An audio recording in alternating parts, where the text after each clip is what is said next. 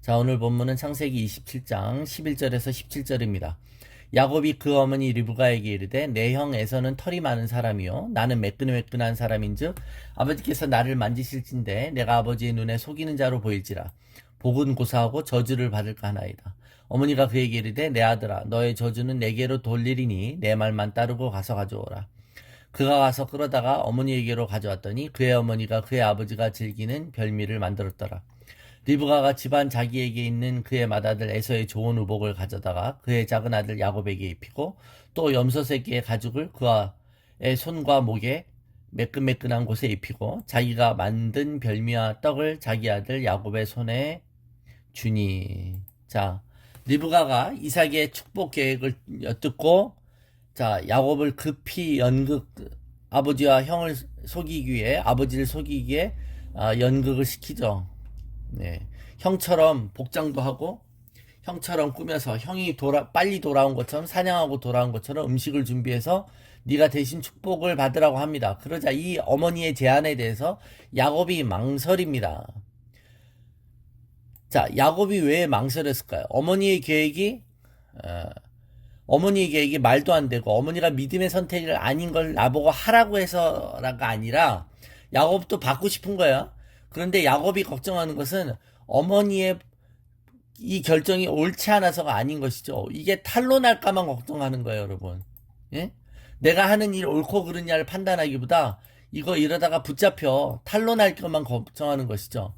자신과 형의 신체 차이에서 비롯되는 위험성이 예상되었기 때문에 이 속임수가 탄로 날 것만 두려워하는 표현을 하는 것입니다. 야곱은 어머니가 시킨 대로 합니다. 자신의 유익을 구했다기보다는 어머니의 말을 그냥 그대로 따르는 것이죠. 마마보이예요, 어떻게 보면. 자, 그러면서 내가 아버지한테 축복은 고사하고 저주를 받을까 두렵습니다. 그랬더니 여러분, 이 엄마가 하는 말이 더 가관이죠. 너의 저주는 내게로 돌리리니 내 말만 따르고 가서 가져오라. 자, 저주는 내가 받겠다라고 말하는 거예요. 자, 대신 저주를 받는 희생을 내가 참겠다는 것이 아니라 이 일에 대한 책임은 자신에게 있으니 시키는 대로 하라는 것이죠. 그 말은 반드시 성공할 것이니 넌 그냥 하라는 겁니다, 여러분. 그래서 나중에 여러분 이삭이 자기가 속았다는 걸 알고 리브가를 저주했을까요, 실제로? 예, 실제로 저주하지 않을 수 있어요. 그런데 이 말이 더 위험한 거예요. 누가 실제로 나는 저주를 받지 않을 수 있어요. 누가 나한테 저주하는 행위가 없을 수 있어요. 그런데 나는 그 저주를 내게 받겠다라고 했죠. 그 말은 저주가 나에게 와도 된다고 자기가 오픈한 것이죠. 이스라엘 백성이 예수를 십자가에 못 박을 때, 그죠? 예. 나는 뭐라 그랬어요? 본디오 빌라도가 나는 이 사람들의 이 바라바를 대신 내달라 그랬을 때 이 저주를 우리에게 돌리라고 했잖아요. 우리에게.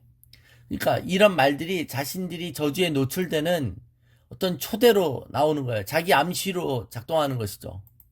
리브가는 도대체 왜 이런 분명히 왜 야곱을 어떤 방법으로든 가면 된다라는 이 행동은 무슨 확신에 근거한 행동일까요?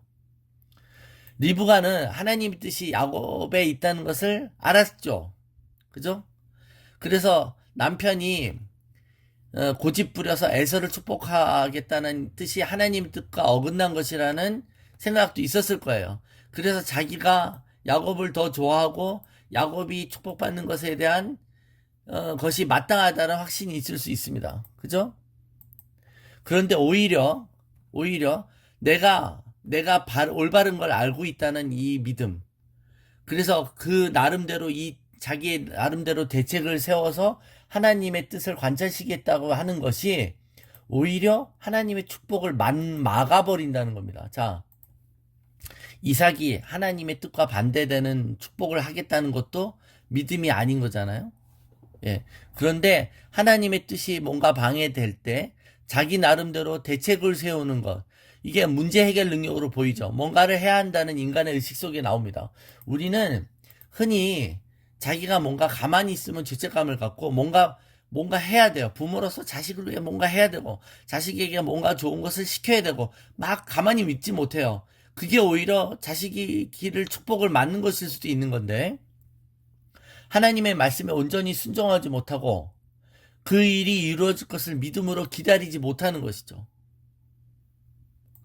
그래서 우리가 여러분, 믿음 안에서 기다림의 훈련을 받아야 되는 거예요. 그러니까 가만히 있을 수 있어야 돼요. 믿음으로 지켜보고 믿음으로 하나님의 연약이 이루어질 것을 바라봐야 되죠. 내가 그 일을 위해서 내가 움직이지 않아도 되는데 섣불리 그 일에 내가 뭐 도와주려고 하는 게 옳지 않다는 겁니다, 여러분. 그죠? 예, 그래서 하나님의 임재의 불이 떨어질 때 그 제단에다가 물을 부으라 그러잖아요, 여러분. 예, 거기에 우리가 뭔가 작용하는 게 아니에요. 저 사람이 레스팅하면 도움이 될 것 같아서 그 사람을 미는 게 하나님의 뜻이 아니라는 거죠. 훈련받지 못한 인간의 이런 속성이 불안에서 벗어나기 위해 강렬하게 무언가를 하려는 강박에 걸리는 것입니다. 자, 의식의 깊은 곳에 하나님의 방식은 온데간도 없고 내가 뭔가 해야만 한다라는 그 충동만 남은 것입니다. 인간 스스로 자구책을 강구할 때 하나님은 인간 스스로 그래도 네가 노력은 하네 라고 하며 그 노력을 가상히 여기시거나 또는 우리의 인간적인 대책을 꾸짖지 않으세요. 그냥 냅두십니다. 여러분, 하나님의 방관은 어떨 땐 심판인 거예요. 그래서 인간의 자구책이 스스로의 비참을 초래합니다. 그래서 인간은 결국 실패하게 돼 있는 것이죠. 이 리브가의 이 오지랖 때문에, 이 리브가의 이 서두른 이 조급함 때문에 야곱과 리브가는, 그렇게 사랑하는 모자 관계였던 이 야곱과 리브가는 긴 이별을 하게 됩니다. 그죠? 긴 고난이 시작되는 것입니다. 하나님의 지혜는 인간이 이해할 수 없습니다. 하나님의 뜻을 안다는 것이 그 뜻이 어떻게 이루어질지는지를 속속들이 다 안다는 것을 말하지 않습니다. 그러면 지켜봐야 되는 거고 신뢰를 갖고 기다려야 되는 것이죠. 근데 인간은 나름대로 비상대책위원회를 구성합니다. 그러니까 부패한 인간은 하나님을 신뢰하고 기다리는 것보다는 자신이 뭔가 종교적인 의의와 노력으로 뭔가 행동하는 것이 더 쉬운 거예요. 오히려 대책을 마련해서 이 뜻이 성취되기 위해서 자기가 뭔가를 하면 하나님을 부릴 수 있다고 생각하는 겁니다. 여러분, 하나님이 우리를 부리시는 거지 우리가 하나님을 부리는 게 아니잖아요. 그러면 항상 하나님은 내가 계획을 세웠으니 하나님이 이것만 도와주시면 됩니다 라고 얘기하는 것이죠. 자, 요한복음 5장에 38년 된 병자가 나의 인생의 치유 방법은 연못에 나를 넣어줄 친구가 필요한 것입니다 라고 그 치유의 치유자 앞에서 예수님께 그것을 간구하죠. 그죠? 어리석은 요구를 하는 거예요. 하나님께 우리 인생의 어떤 해결책을 우리 스스로 제시하는 것 아닙니까? 그런데 혹 그렇게 그럼에도 불구하고 하나님이 우리가 간구한 것을 허락하셨을 때 우리 인간은 희열을 느낍니다. 그리고 그 소원을 들어주셨다고 이게 자기가 성취한 거라고 잘못 간증해요. 그러나 인간은 하나님을 그렇게 몰아세우고 하나님께 강요한 일로 인해 자기 스스로는 고통을 받는 것이죠. 그래서 여러분, 우리는 내가 지금 액션을 취하려고 하는 행동이 너무 내가 볼 때 너무 합당하면 오히려 의심해 보셔야 돼요. 하나님께 물으셔야 되는 거예요. 너무 합당하고 너무 지극히 맞아요. 응? 왜요?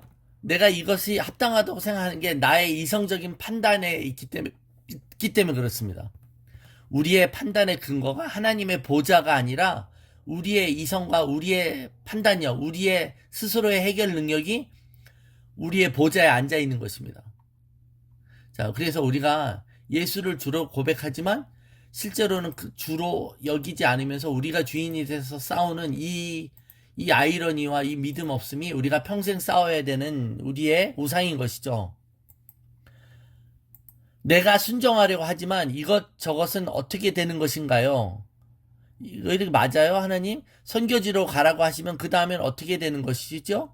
하나님 나에게 설명해 주세요. 내가 이해하고 내가 판단해 볼게요. 이것은 온전한 헌신이 아닌 것이죠.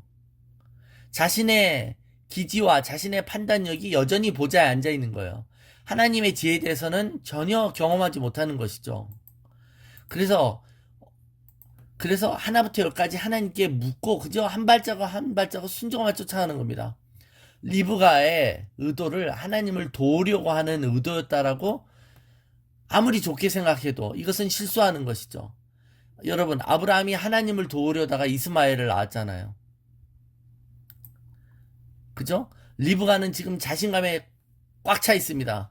어떻게든, 그죠? 무슨 저주는 저주야. 내가 하는 게 하나님 뜻인데. 라고 자신의 행동이 하나님께 영감을 받고 감동을 받은 것처럼 자신감에 차 있다는 거예요.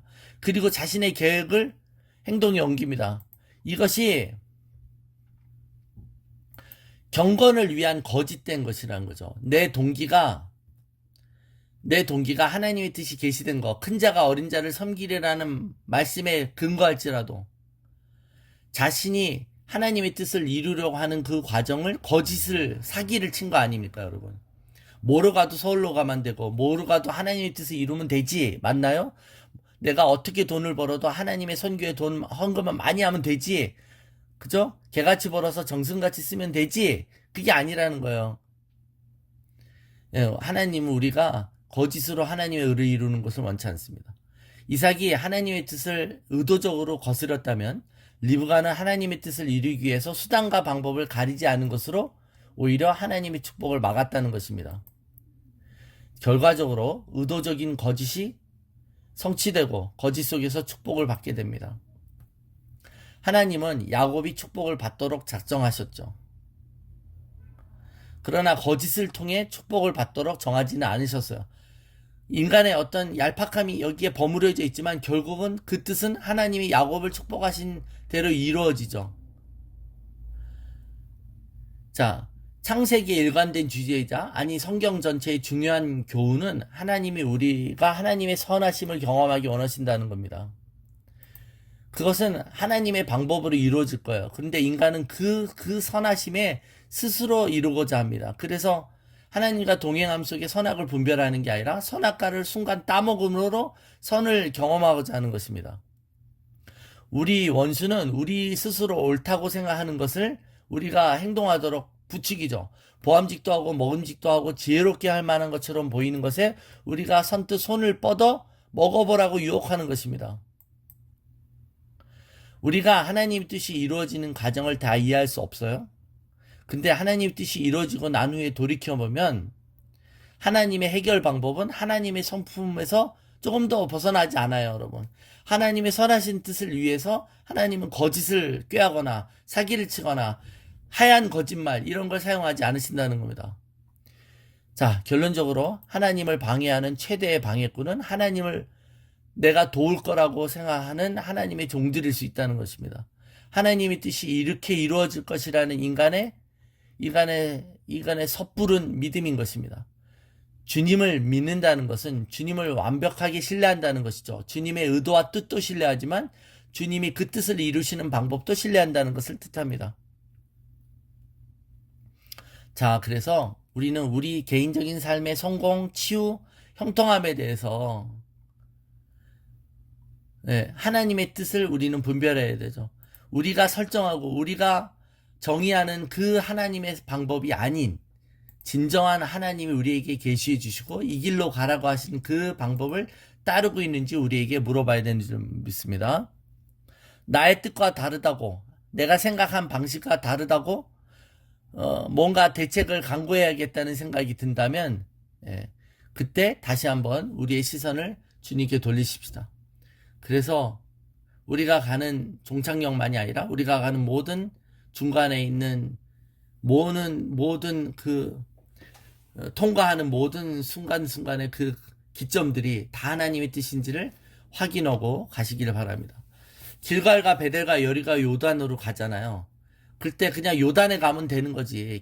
그냥 길갈, 여리고 베델 다 생략하고 요단에 가는 게 아니라는 거야. 하나님은 길갈 이거 내 과정을 다 거치게 하는 거야. 삥 둘러가는 것 같지만 그렇게 가라고 하는 게 하나님 뜻인 것이죠. 우리가 온전히 순종하며 하나님의 뜻을 따라가는 저와 여러분 되시길 축원합니다.